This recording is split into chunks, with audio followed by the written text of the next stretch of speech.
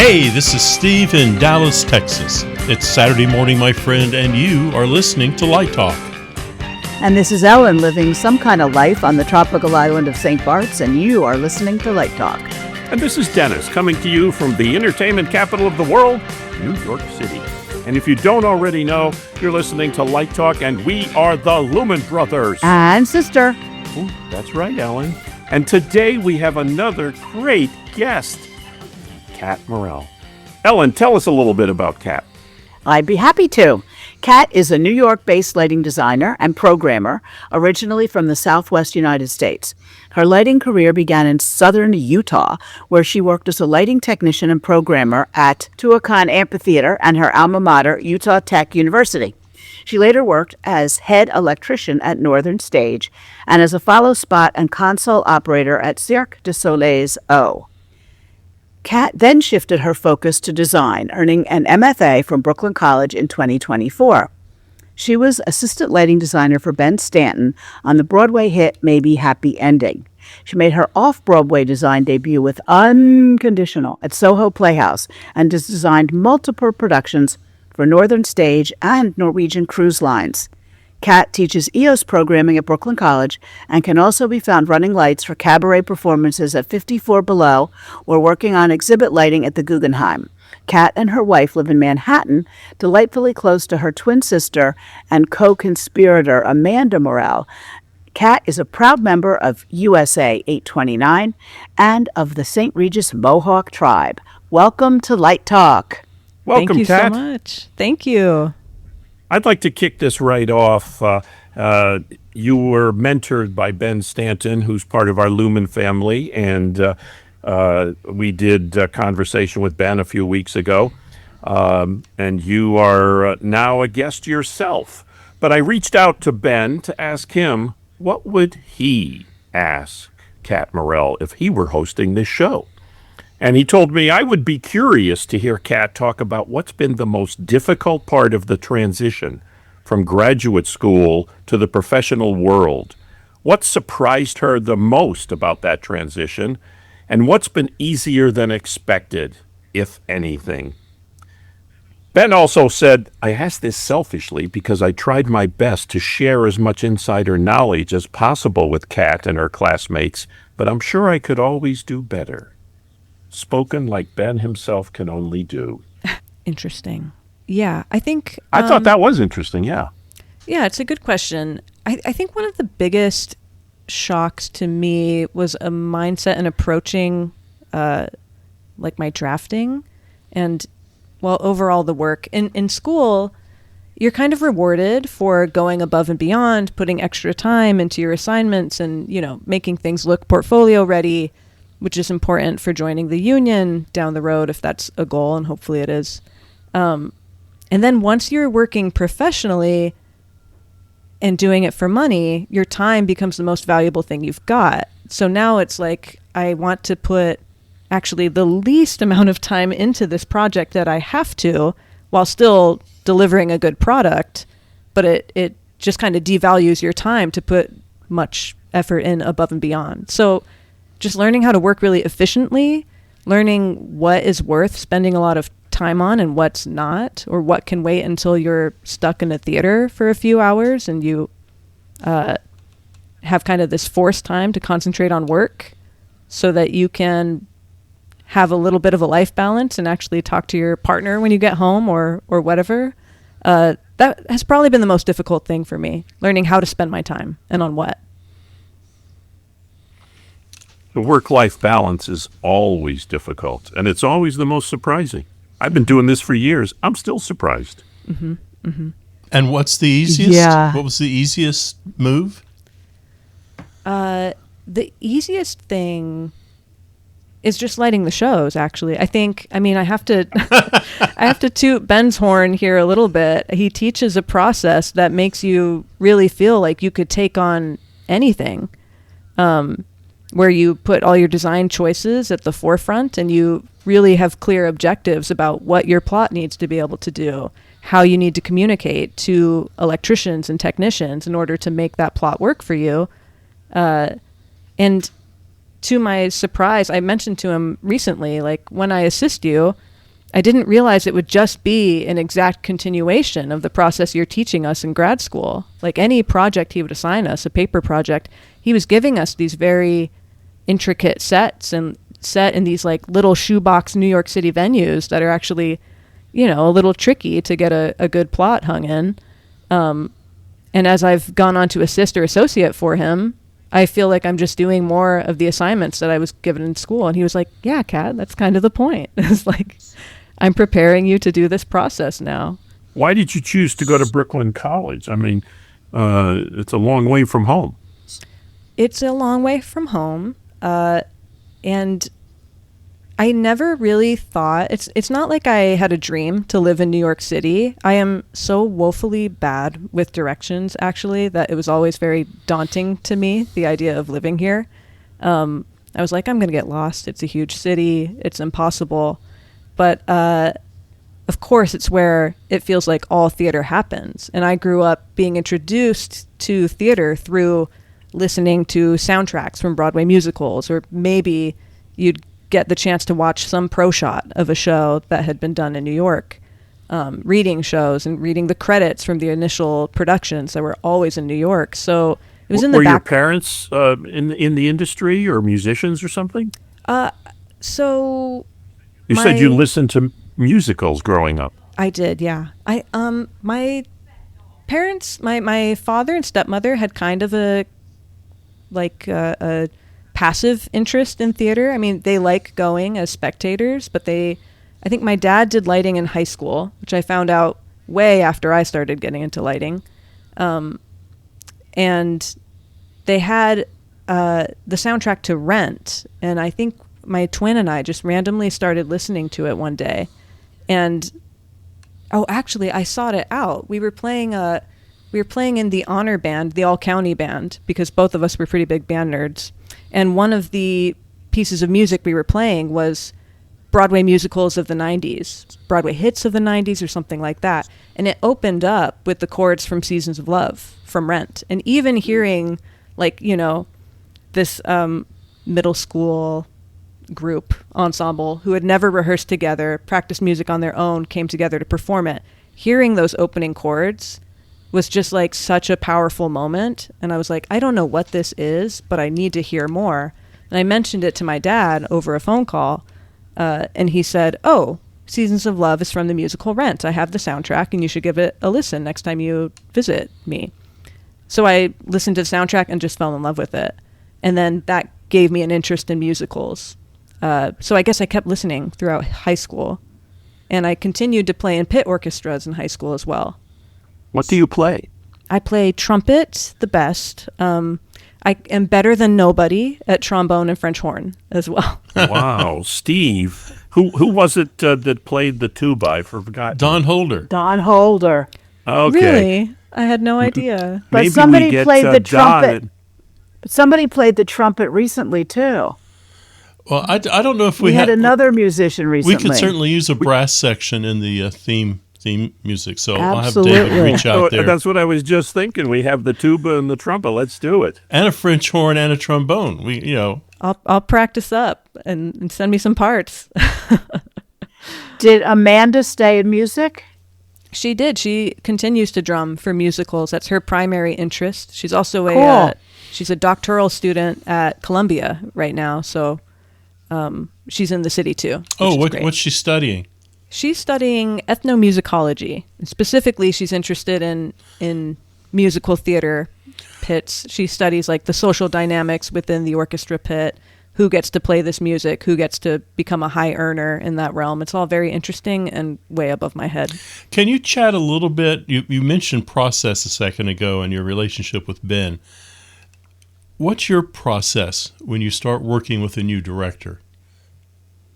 With a new director, lately the process is that we are introduced to each other, and typically they have a lot of needs, urgent needs that they need lighting to fulfill, but the designs have to be pretty economic because the plots are small.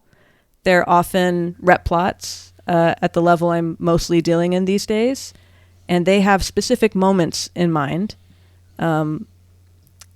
And they basically come to me and say, will you be able to accomplish this? And sometimes before I've even seen what the rep plot is, or before I'll ever have a chance to step foot in the building. So I'd say my process, I'd love to read a script before I talk with them. But even if I don't, just hearing what's important to them, what they're hoping the show will do for people, what they're hoping the lighting will do for them, all of that informs me. Then I read the script.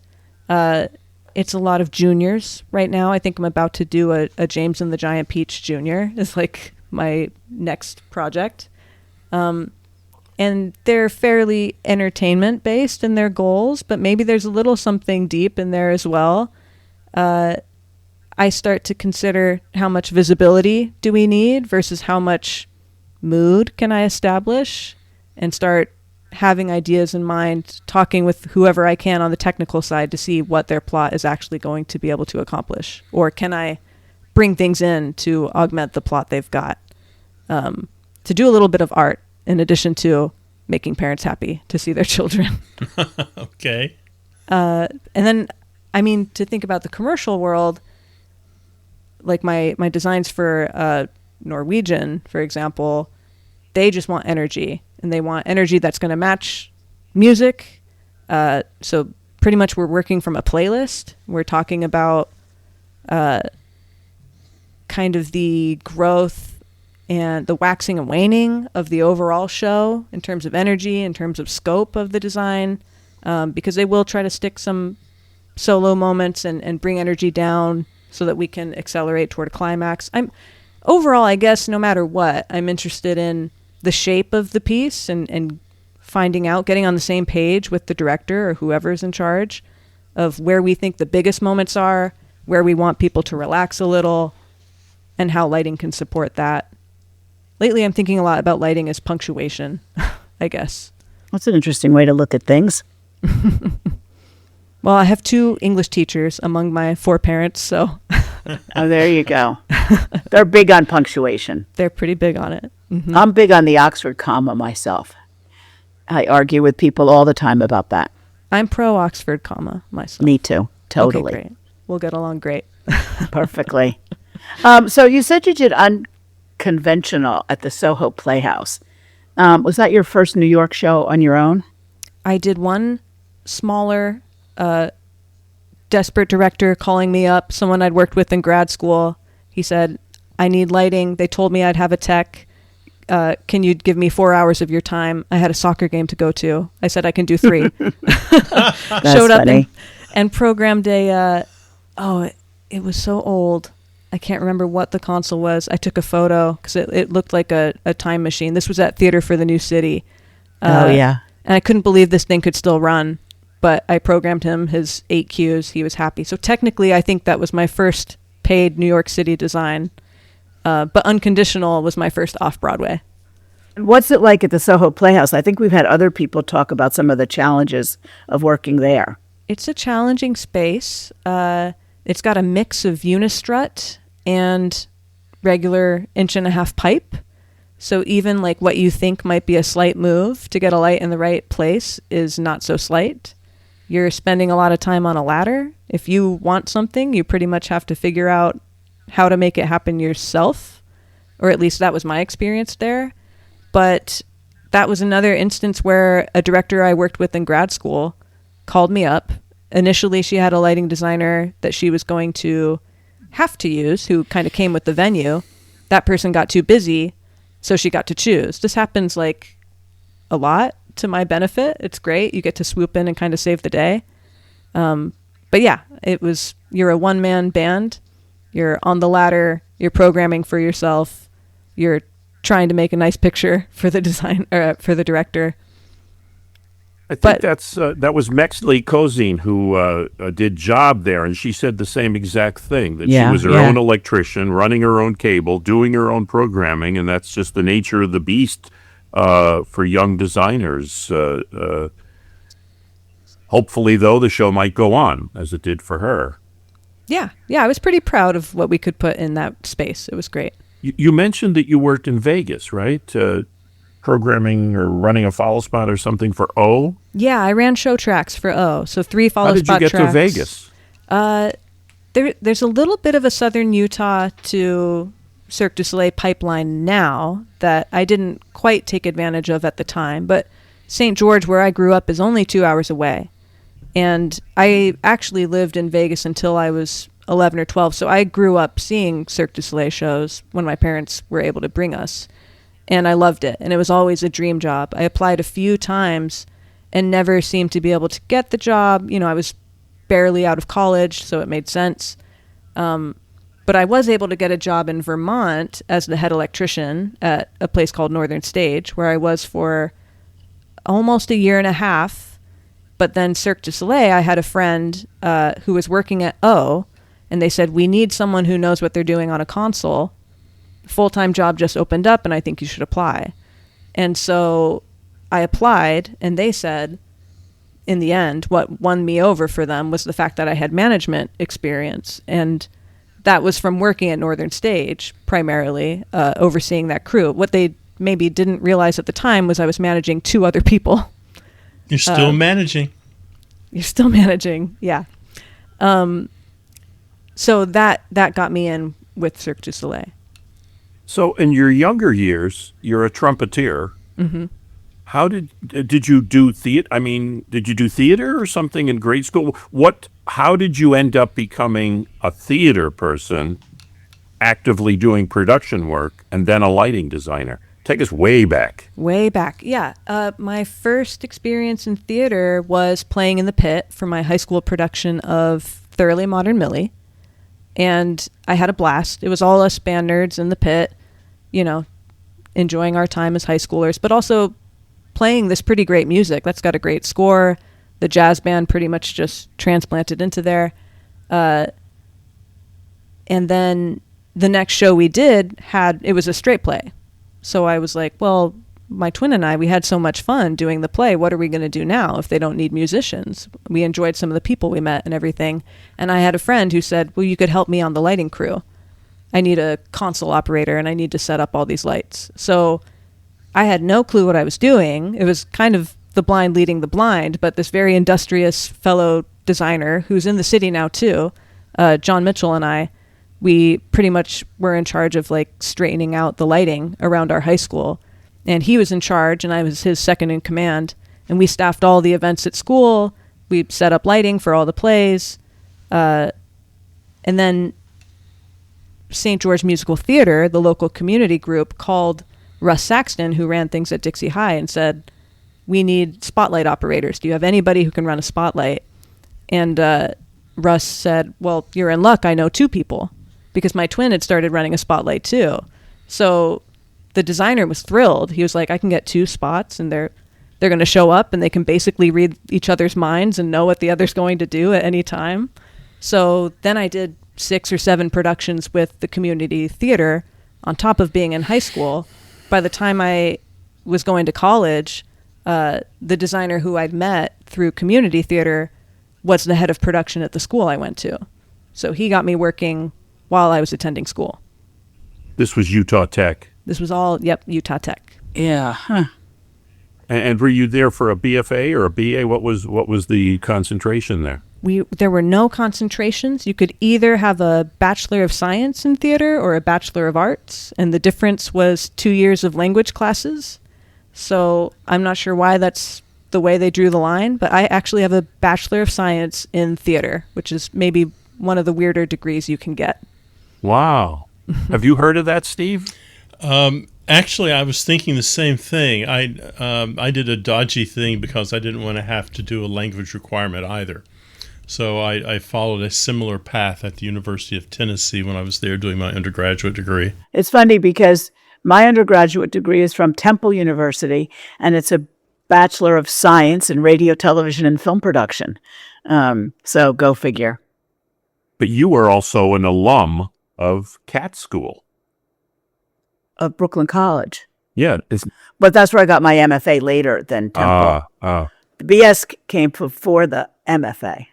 But my MFA is in Arts Administration and Theater Management. So the next question I guess we should ask you is, how do you stay up to date with the latest technology?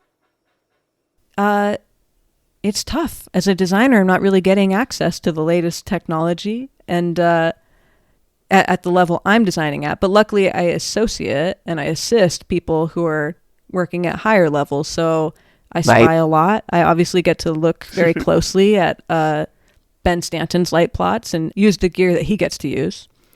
And I also have found online communities to be really useful for staying up to date with this information. There's a few Discord servers I belong to that are for either specific software tools in the industry, or they're just places for industry professionals to kind of gather and hang out. And you get an interesting mix of gearheads, technicians, shop repair people, high schoolers who are super enthusiastic and post links to every new thing that comes out, and then designers who actually say, well, here are the benefits and here are the drawbacks to some of this gear, and here's what I find it interesting for, and here's what is not so great. But I've learned quite a bit just by lurking on these online communities.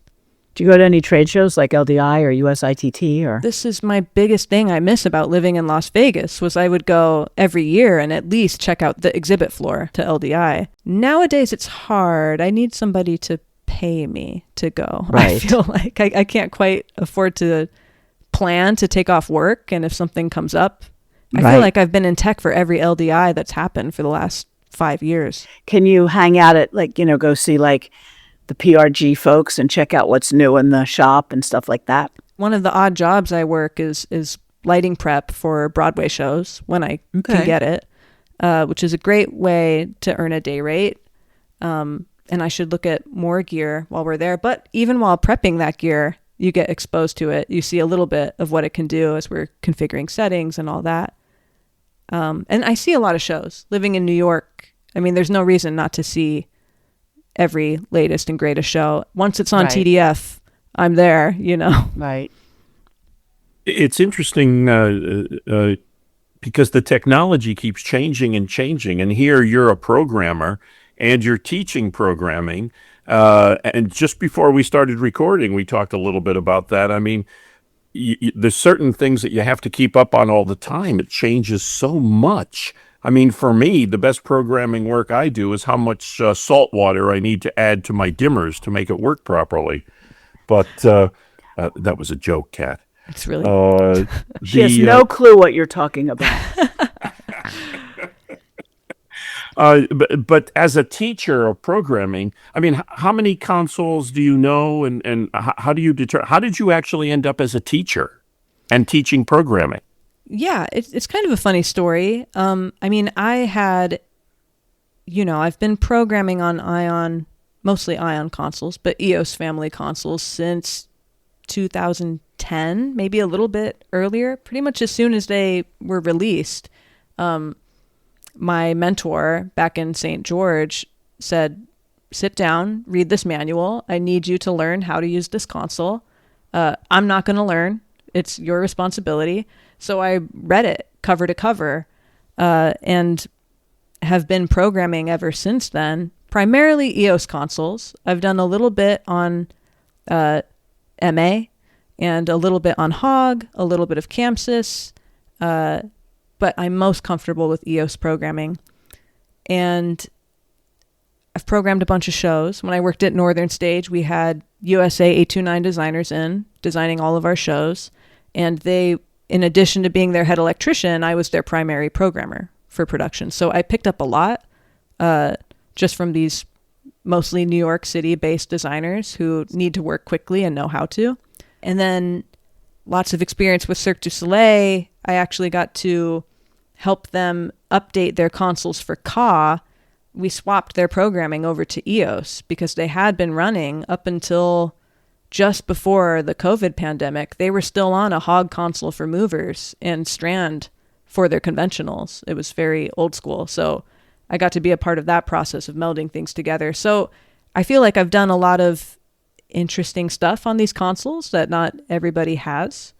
And my cohort in grad school kind of picked up on that. So I think we had a lot of third years who were about to leave the program who were feeling like the console was an obstacle for them rather than a tool that they could use to execute their vision. They felt like they were limited to what they knew how to do on the console. So we kind of gathered, we said, Ben, who was teaching us at that time, still as an adjunct, not yet full-time, and they said, we want a programming class, and can Kat please teach it? Which was very flattering, but also very daunting because, you know, I know how to program for myself, and like, yes, I've done a lot, but it feels a lot more official when you have a course catalog behind you or whatever. So Ben agreed that we should co-teach the class. And he said, sure, you all can learn programming, but it has to be based in design. It's got to be a design class first because everything we do at Brooklyn College is about design. And so we came up with a curriculum together. And after a couple years teaching the class together, he's too busy to keep doing that. So he had me take it over. So now we're in our 4th iteration of the class, I believe. And it's great. We're teaching a mix of people who've done a few shows before or complete beginners. And it's very tailored to making theatrical shows happen. Let me ask you a programming question because you've clearly been doing this. It sounds like since middle school. How is that relationship, you think, evolving between a programmer and a designer? And I guess the question is, in your perfect world, when you have a programmer doing everything for you, what are you wanting them to be to the design team? Yeah, I think the ideal relationship is just a collaborator you can talk about the lighting with, forget the channel numbers, forget the exact keystrokes. When I'm designing, I'm usually having to feed people exact keystrokes. I'm usually having to check in and say, either we're in an AutoMark environment because that's what the person knows how to do, or if we're not, I might have to remind them, like, are we clean going into this? Like, what's going to happen when you hit go? Is it going to look nice? Or do we need to pause for a second while you fix this? So ideal would be not having to feed keystrokes, not having to feed channel numbers. And I haven't had this relationship yet, by the way. I'm usually programming for myself. But just a collaborator. And what I learned about from working on Maybe Happy Ending was just how much of a project manager the designer ends up being, where you're assembling this team. I think that the assistant is almost kind of a misnomer because it makes you think that maybe you will be helping the designer to do certain tasks when really they want you to own the task. And they want to, depending on the designer, not have to think about the follow spots, not have to worry about the programming getting done properly, but just know that they've assembled the right team that can do these things for them so they can focus on the big picture. You know what I mean? Mm-hmm. So it sounds to me like as a designer, you have no problems at all being your own programmer, which is a discussion we've had on this show many times. I kind of think that's the way the industry is going, certainly in my world, where they're hiring designers for television who they want to program to be their own programmer. This is on smaller studio projects, not something like, let's say, the Grammys or the Tonys, where you have so much going on. Do you have any problems designing and programming simultaneously? Because I came up programming, no. I don't tend to have any problems with it, except that I would prefer not to have to. I think the controls are getting so intuitive now that up to a certain level of complexity with your light rig, and once you have a certain mastery over the console, you don't have to worry too much, and it becomes very quick to just, I have an idea, I can execute it, and that's great, but I don't think I could scale up to a really complex design and be able to be attentive to the director and the other collaborators on the team in the way that I would want to, while also having my hands tied up with the console. So I would love to move into a world where I'm not programming my own shows, even though I do feel very comfortable. Our missing Lumen brother, David, Here it comes. Dreams of the day. I have to say this for him. Dreams of the day when there's an AI console that you talk to and it does all your programming for you. We have that. We already have that, and you get a buddy out of it. So you can't go to dinner with AI yet. You can go to dinner with the bot. with your you programmer. could go with the bots from maybe Happy Ending. Oh, that's true. If we had helper bots, a helper bot 7 or 8. who could sit at the desk and it talks to it. Mm-hmm. Ellen, I think that's the best answer we've had so far for Yeah. David's dumbass question Right. about AI boards. You know what, David? We can't have an AI board because you can't go to dinner with it. Yeah. That's funny. I don't want to see that job go away. I think the controls are intuitive enough if you find the right console, if you're working at the right scale. Yeah, I'm not super interested in AI personally. I have hang-ups about the environmental impact, and I have hang-ups from a labor standpoint as well. And I also just don't find the work as interesting as work done by humans. So something I am interested in, and this is something we also do with our programming class at Brooklyn College, is take advantage of Ben's resources and have a lot of guest professional Broadway programmers coming in. So we've had 2 so far. We have at least 1 or 2 scheduled. And this is a question that comes up. Our students ask, or I'll ask now, how are you using AI? And some of them aren't touching it at all. But some are like, I've completely automated several processes for myself, and it's great, and I love it. I think people can use it.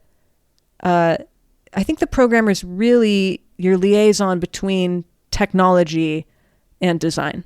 And I think even if AI automates a lot of the tasks that a programmer does, or if a programmer chooses to automate those tasks using AI, they're still that person who is curious about technology, who is finding the ways we can use it for this artistic purpose. And I don't think that's going to change anytime soon. I've got some friends of a certain age who, I thought they were maybe a little full of it, but they're pretty good rock and roll designers. And we took a challenge with them.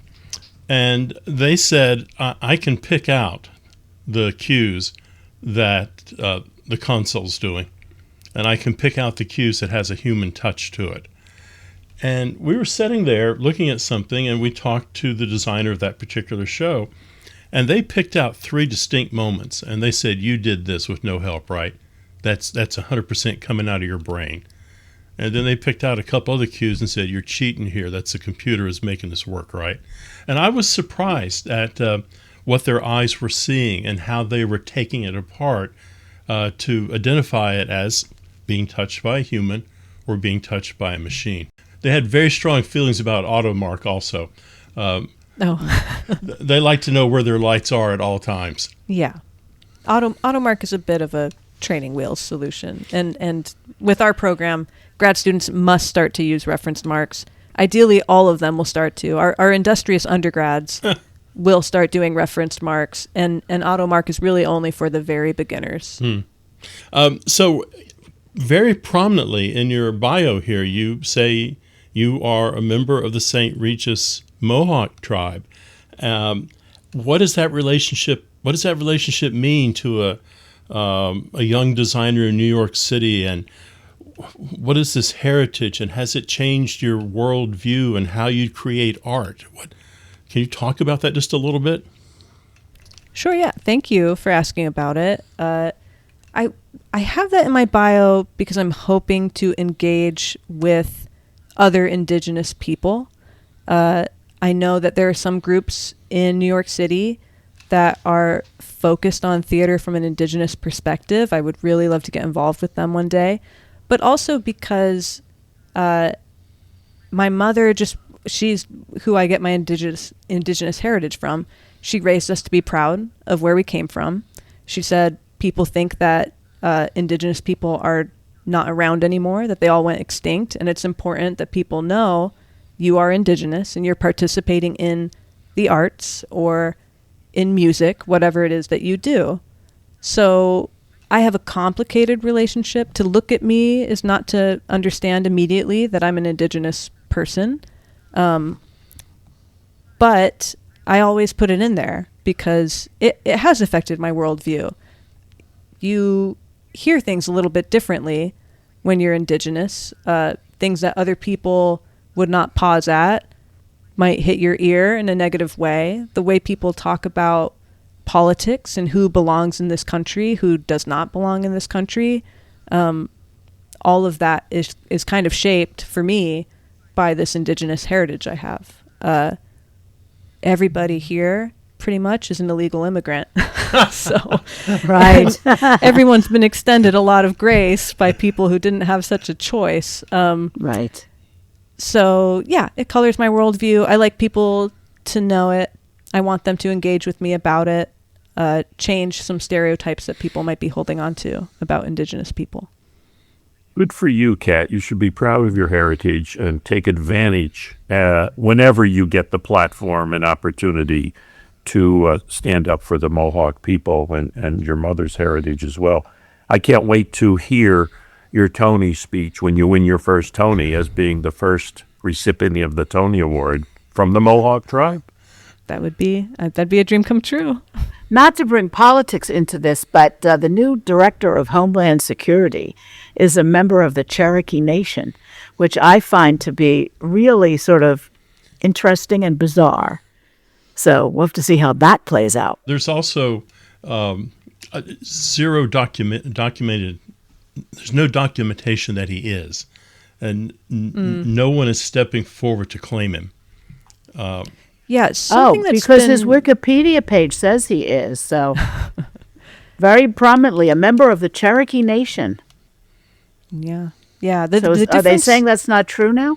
how you can tell, and I grew up very far from my reservation. Akwesasne is upstate New York, and I grew up in southern Utah, like 3,000 miles away, maybe more. But the way you can tell, and my sister has run into at Columbia, more members of our tribe, cousins and things, is they'll ask your family name. You know, what names around the reservation would we know you by? And just by sharing your last name, they'll say, oh yeah, we've got cousins in common or whatever. So to be a member of a tribe is one thing, but to actually have connection to people living there now is the best way to verify a true Indigenous person. Well, we had someone working for us at one point for LDI who eventually said that he was half, I forget what tribe, someplace from Georgia, I believe. And then he showed us videos. His father and grandfather are some kind of like celebrated hoop dancers. And it was really quite extraordinary what they could do. And he said he never took to it. He wasn't really talented, but it was quite amazing. So and it was just like a big powwow of some sort that was on television. And it brings tears to my eyes that there's so many people, including little kids, and they're still wearing the traditional costume and dancing and music and drumming. And I think it's fabulous personally. Yeah, I need to go. Now that I'm closer to where my people are from, I need to take advantage of these opportunities. Yeah. Switching it 180 degrees from the discussion, as a young designer yourself, and one of the things we've been promoting on the show is emerging young designers in the theater world and in show business in general. But what advice would you give to somebody who's aspiring to become a lighting designer? What path would you tell them to follow? Yours was everybody that we've had. The path has been very unique. What would you tell designers? What do you tell your students when you're trying to offer them opportunities in showbiz? I just had a conversation with them recently. A couple people turned up late to class, and I said, you know, the late policy is one thing, but the more important thing is what I'm going to notice about you. With everyone who goes to Brooklyn College, like you're studying from a Broadway designer, the chances are pretty slim that you're going to impress them in terms of existing knowledge of how we get lighting done. But the ways you can impress people are how seriously you take the work. So showing up on time, being present, engaging with the work, asking interesting questions, and it's just all the soft skills. I can teach anybody whatever they need to learn. Designers before me have done it. Designers after will do it. But we can't teach you to care about the work, and we can't teach you to show up if you're not. Well, no one's going to teach you if you don't show up. So it's really simple. Be present. I also think another piece of advice, probably more important, is if the only thing holding you back from doing something is fear, you should probably do it. So if you're scared to start freelancing, but you have a little bit of income saved up, just do it. If you're scared to move to New York City, but there's nothing really holding you back except for your own attitude, just do it. Life is short and you should try. Let me spin that around. What advice would you give your 15-year-old self? I'm really happy with the path I took. I was really involved with the arts already. I found a great mentor. You have to find a good mentor in this industry, at least one. And it can be tricky. I heard some advice. Wow, I wonder if it was from your podcast, because I am a longtime listener. But people said, look for a mentor. Obviously, any is better than none, but ideally you can find someone 10 to 15 years older than you. If they are much older than that, they might be too far removed from where you are in your career, or they may have come up in a time that no longer applies, different circumstances. But if they're too near in your age, then they're going to lack perspective. That is the most valuable thing you can get from a mentor. The ability to see the trajectory that you're on and course correct if needed, or encourage you where they should. You need a little distance, but not too much distance from your mentor. Good advice. Yeah. Yeah. That's very smart. Speaking of mentors, I also asked Ben Stanton if he wouldn't mind telling me what he thinks of Kat Morrill. And I'm going to embarrass you now and tell you word for word what he told me. Kat is a terrific person, a great assistant, and we've done a lot of work together since she graduated from my program. She was very important to me. It was in the first ever class I taught at Brooklyn College, a concert and design programming class. Kat has stood out from the beginning. I'm thrilled to watch her build her career and to be able to help her whenever I can. Congratulations, Kat. It sounds like you are definitely on the way to That's a successful lovely. career. Thank you. That's so That is sweet. really lovely. So your advice to your 15-year-old self is stay the course, don't change a darn thing. You're on track. Yeah. Great. Kat, thank you for taking the time to join us today. The rocking sounds of the Luminoids tell us that once again you spent another Saturday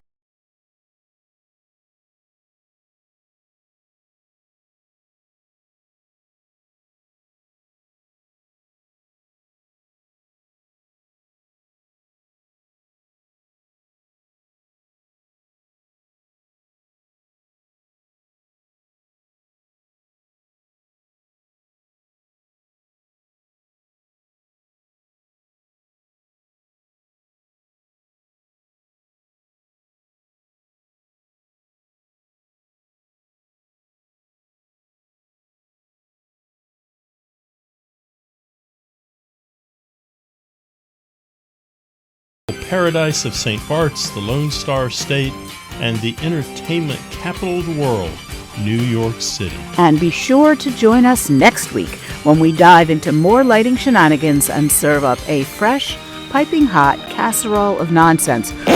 Although I'd like to say that Kat was a wonderful, wonderful interview to chat with today, and not a lot of nonsense. I think a lot of young designers will really enjoy listening to you. You're very perceptive and informative. I really enjoyed meeting you. Thank Agreed. you. I enjoyed meeting you too. I have to say, it's a dream come true. I can't tell you how many hours I've spent, especially at Cirque du Soleil, cleaning scrollers and listening to Light Talk. Okay, I'll say this line for you. Light Talk, broadcasting questionable Lumen knowledge and humor around the world. Be sure to tune in next Saturday morning. It'll be a special show, a conversation with Bruce Rogers, the leader of Tribe and production designer for the last 20 Super Bowl halftime shows, including the recent Super Bowl 60. So bye-bye from Light Talk, and thank you, Kat. Bye-bye. Thank you.